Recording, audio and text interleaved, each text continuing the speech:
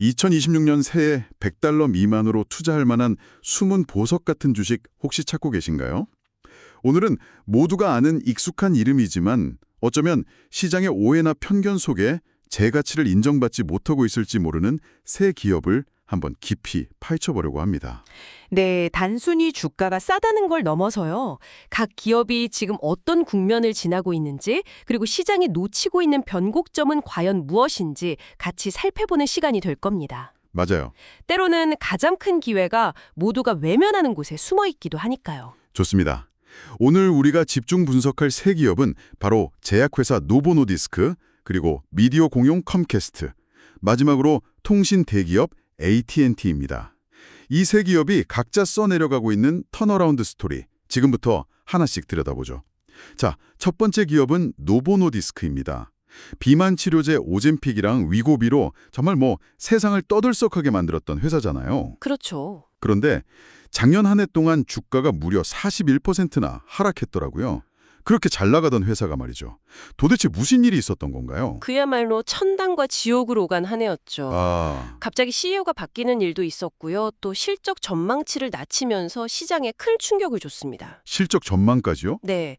근데 가장 큰 문제는 예상을 뛰어넘는 수요를 생산이 전혀 따라가지 못했어요. 그러다 보니까 그 틈을 비집고 불법 복제약 문제가 터진 거죠. 복제약 문제가 생각보다 심각했군요. 네. 잘 만든 약 하나가 회사를 어디까지 끌어올릴 수 있는지 보여줬지만 동시에 그 성공에만 의존했을 때 얼마나 취약해질 수 있는지도 드러낸 셈입니다. 그런데 바로 이번 달에 새로운 경구용, 그러니까 알약 형태의 비만 치료제가 출시됐다고요. 이게 작년의 부진을 만회할 만한 진짜 게임 체인저가 될 수 있을까요? 사실 경쟁사인 일라일 릴리도 만만치 않잖아요. 아주 중요한 질문입니다. 많은 사람들은 그냥 주사제가 알약으로 바뀌었구나 이 정도로만 생각하는데요. 이건 이 게임의 판도를 근본적으로 바꾸는 한 수라고 봐야 합니다. 판도를 바꾼다. 네, 노보노디스크의 진짜 투자 포인트는 신약 그 자체가 아니라요. 편의성이라는 무기다 어떻게 시장의 파일을 키우고 또 고질적인 복제약 문제를 해결할 수 있는지 여기에 대한 베팅이거든요. 편의성이 시장의 판도를 바꾼다. 그게 좀 더 구체적으로 어떤 의미일까요? 한번 생각해 보세요. 세상에 주사 맞는 걸 좋아하는 사람은 없죠? 없죠. 절대 없죠. 약효가 아무리 좋아도 이 주사에 대한 거부감 때문에 치료를 망설였던 거대한 잠재 수요층이 있습니다. 알약은 바로 그 시장을 여는 열쇠인 거죠. 이건 그냥 기존 환자의 편의를 높이는 수준이 아니라 아예 새로운 시장을 창출하는 효과를 가져올 수 있어요. 확실히 그렇겠네요. 병원에 굳이 가지 않고 그냥 처방받아서 약국에서 사 먹으면 되니까요. 그리고 더 중요한 게 생산 문제입니다. 생산 문제요? 네, 작년에 노보노디스크를 그렇게 괴롭혔던 공급 부족, 복제약 문제, 이게 다 결국 복잡한 주사제 생산 공정 때문에 생긴 거였어요. 근데 알약은 어떻죠? 훨씬 간단하겠네요. 생산 단가도 훨씬 저렴하고요. 대량 생산도 비교할 수 없을 만큼 쉽습니다. 즉, 공급을 폭발적으로 늘려서 시장 수요를 다 채워주고 합법적인 약이 충분히 공급되니까 불법 복제약의 설 자리도 자연스럽게 사라지게 만드는 거죠. 와, 그렇게 연결이 되는군요. 단순히 제형 변경이 아니라 회사의 가장 큰 골칫거리였던 공급망과 복제약 문제를 아예 원천적으로 해결하는 전략적인 한 수다, 이 말씀이시네요. 바로 그겁니다. 작년의 주가 하락은 과거의 문제에 대한 시장의 반응이었어요. 하지만 현재 주가는 미래를 바꿀 이 새로운 무기의 가치를 아직 제대로 반영하지 않고 있을 가능성이 크죠. 그렇다면 현재 가치 평가는 어느 정도 수준인가요? 미래 수익을 기준으로 한 선행 주가 수익 비율, 그러니까 PE가 한 14배 수준에서 거래되고 있어요. 현재 55달러 선인데. 잠깐만요. 선행 P가 14배요? S&P 500 지수 평균이 한 22배 정도 되니까 제 계산이 맞다면 시장 평균보다 30% 이상 싸게 거래되고 있다는 거네요. 이건 거의 버림받은 우량주 수준 아닌가요? 맞습니다. 작년 악재 때문에 투자자들이 등을 돌린 사이에 기업의 펀더멘탈은 오히려 더 강해질 수 있는 변곡점을 맞이한 거죠. 여기에 3.3%의 배당 수익률은 덤이라고 할 수 있고요. 주가가 제 가치를 찾아갈 때까지 배당을 받으면서 기다릴 수 있는 일종의 기다림에 대한 보상인 셈입니다. 알겠습니다. 노보노디스크는 한때 영광이 오히려 약점이 됐었지만 이제 그 약점을 정면으로 돌파할 새로운 무기를 장착한 컴백 키드의 서사를 쓰고 있다. 이렇게 정리할 수 있겠네요. 정확한 표현입니다. 모두가 작년의 상처에만 주목할 때 새로운 시작을 볼 수 있느냐가 관건이겠죠. 노보노디스크가 신약이라는 강력한 창으로 위기를 돌파하려 한다면 다음으로 살펴볼 기업은 좀 다릅니다. 오히려 핵심이 아닌 사업부를 잘라내는 방패 혹은 수술 전략으로 미래를 준비하고 있네요. 미디어 공룡 컴캐스트 이야기입니다. 컴캐스트는 훨씬 더 극적인 저평가 상태에 놓여 있어요. 주가는 28달러 선인데 선행 주가 수익 비율은 7배에 불과합니다. 잠깐만요. 7배요? S&P 500 평균의 3분의 1 수준이잖아요. 이건 시장이 그냥 이 회사엔 미래가 없다고 낙인을 찍어버린 거나 마찬가지 아닌가요? 솔직히 뭔가 우리가 모르는 거대한 악재가 숨어 있는 건 아닌지 의심부터 드는데요. 바로 그 의심이 시장의 형제 시각을 그대로 대변합니다. 시장은 컴캐스트를 여전히 사양 산업인 케이블 TV 회사로 보고 있는 거죠. 하지만 그건 컴캐스트의 과거일 뿐 미래가 아닙니다. 최근 컴캐스트는 버산트라는 이름으로 케이블 TV 네트워크 같은 비핵심 자산들을 싹 다 묶어서 분사시켜버렸어요. 일종의 군살빼기군요. 군살빼기를 넘어선 전략적 절단에 가깝습니다. 전략적 절단이요? 네.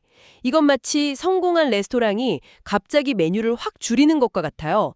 잘 팔리긴 하지만 주방을 복잡하게 만들고 마진이 낮은 메뉴들을 다 없애버리고 자기들이 가장 잘 만드는 대표 메뉴 몇 개에만 모든 역량을 집중하겠다. 이런 선언이죠. 그런 의미군요. 콤캐스트의 대표 메뉴라면 스트리밍, 테마파크, 그리고 광대역 인터넷 사업을 말하는 거겠군요. 근데 그렇게 사업부를 떼어내는 게 말처럼 쉽지 않잖아요. 당장의 매출은 줄어들 거고 남은 사업부들이 그 공백을 메울 만큼 빠르게 성장할 수 있을까요? 특히 스트리밍 서비스 피콕은 넷플릭스나 디즈니 플러스랑 싸워야 하는데 아직 그 정도 체급은 아니잖아요? 바로 그 지점이 이 투자의 핵심 리스크이자 동시에 기회입니다. 하지만 자세히 들여다보면 안전판이 있어요. 안전판이로? 네. 스트리밍이 기대만큼 성장하지 못하더라도 컴캐스트에는 두 가지의 강력한 캐시카우가 있습니다. 하나는 거의 독점적인 지위를 가진 광대역 인터넷 사업이고요. 다른 하나는 유니버설 스튜디오를 중심으로 한 테마파크 사업이죠. 이 두 사업만으로도 현재 주가는 설명하기 어려울 정도로 저렴합니다. 그러니까 시장은 케이블 TV의 몰락하고 스트리밍 전쟁의 어려움 이것만 보고 있는데 사실 그 이면에는 안정적인 현금을 계속 만들어내는 알짜 사업들이 굳건히 버티고 있다 이 말씀이군요. 그렇습니다.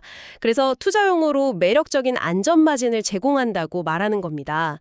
안전마진. 네.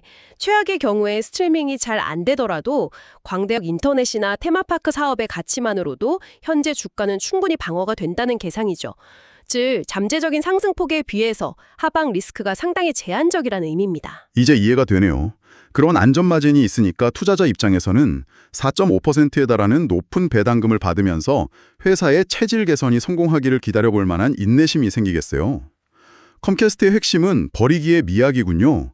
미디어 제국이 스스로의 팔다리를 잘라내면서까지 생존하려는 처절한 몸부림인데 이게 성공하면 다른 모든 올드미디어 기업들이 따라해야 할 생존 공식이 될 수도 있겠네요. 네, 컴캐스트는 지금 거대한 변신을 시도하는 중입니다.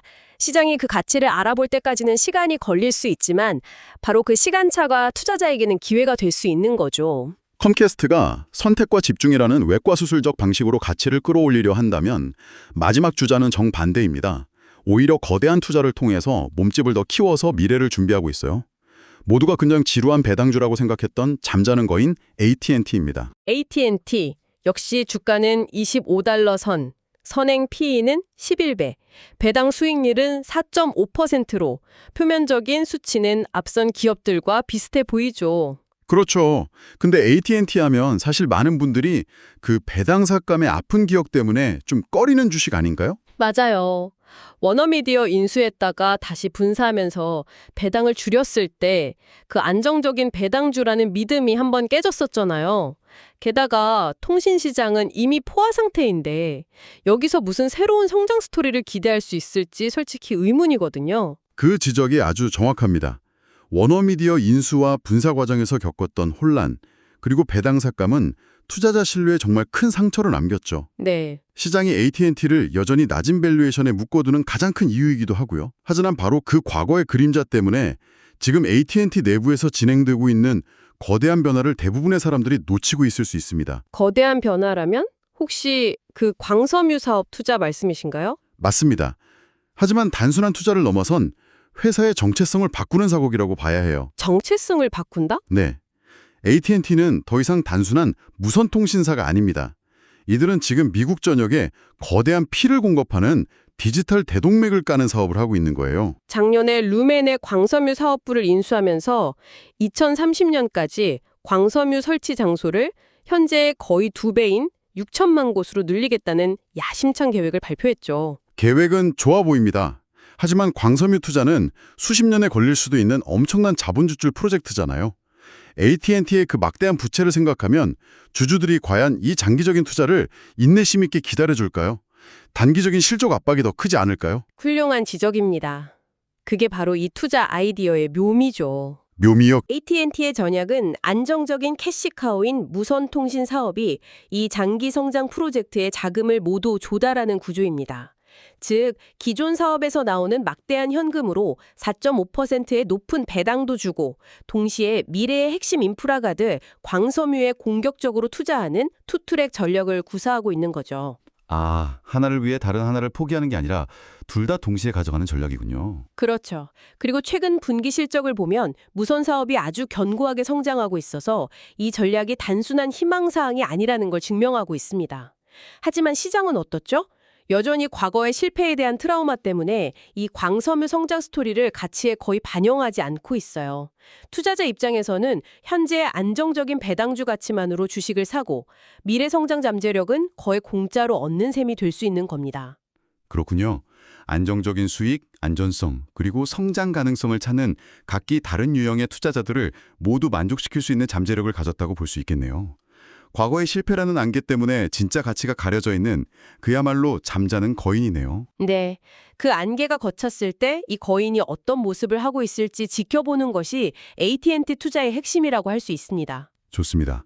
오늘 세 기업의 이야기를 정리해 볼까요?